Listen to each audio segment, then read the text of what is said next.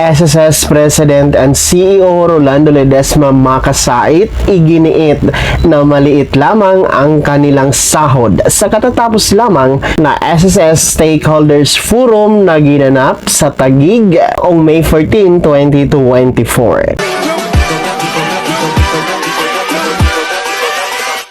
Hold up.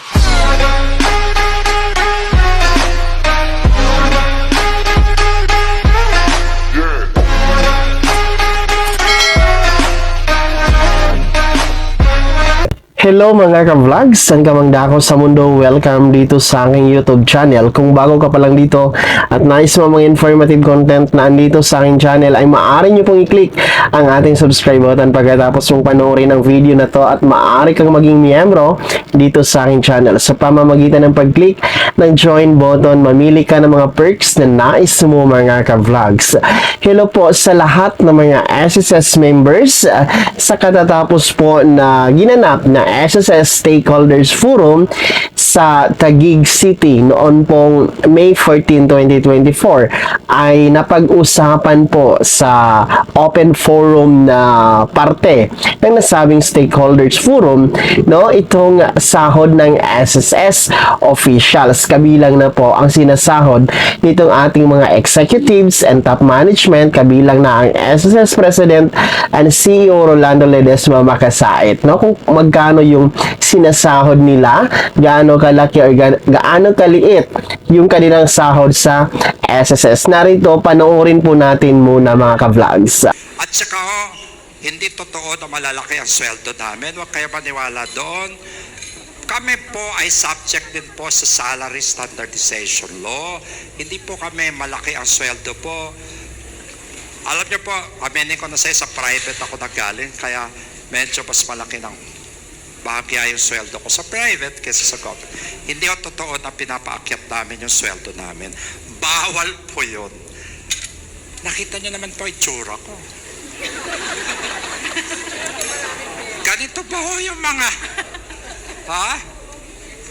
So ayon po mismo no sa SSS President Rolando Ledesma Makasait na hindi naman daw malaki ang sahod nila, no, na mga SSS top management, kabilang na mga executives, no, hindi naman daw malaki, maliit lang ang sahod nila at ito po daw ay naaayon sa salary standardization mga ka-vlogs, kung saan minomonitor po daw ng or naaayon sa batas yung kanilang sinasahod. So yun po yung sinasabi po ng SSS President. Taliwas po ito sa mga naglipa ng mga komento, no, ng ating mga netizens, ng ating mga SSS members na malaki, masyadong malaki yung sinasahod ng ating mga SSS officials, no? Well, sa ganang akin ay siguro nga maliit or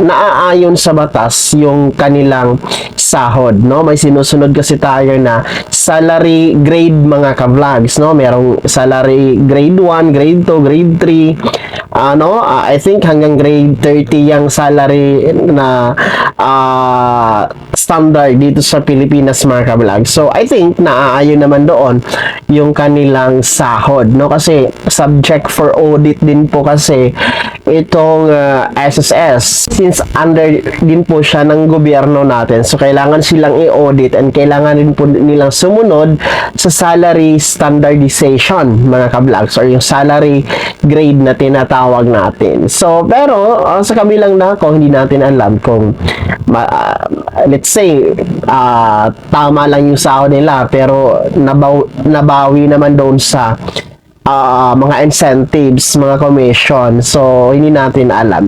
So wala din tayong sinasabing ganun. Pero baka naman, no?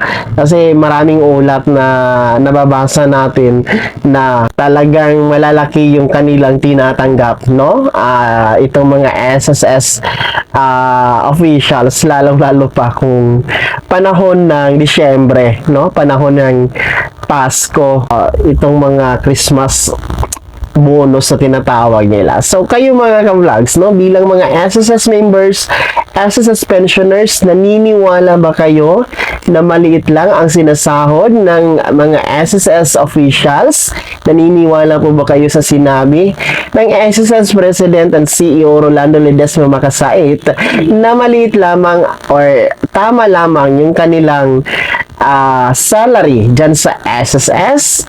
Kung ano po yung komento nyo, no? I-type nyo po sa ating comment section na nasa baba, yes or no, ano po ang dahilan, ano po ang batayan nyo, bakit hindi kayo naniniwala or bakit kayo naniniwala. Pakilaki po ang inyong buong pangalan at kung taga saan kayo. Sana naging gabay ang video na to kahit paano na pag-uusapan natin sa sandaling oras or minuto itong talakayan hinggil nga po sa SSS mga ka-vlogs. Kung hindi ka pa nakasubscribe dito sa aking YouTube channel, ay click nyo na ang ating subscribe button na nasa baba. Huwag nyo kaligtaan na i-turn on ng notification bell. Ilagay nyo sa all para updated kayo sa lahat ng mga videos na i-upload ko. Maaari mo ding i-like ang video na to.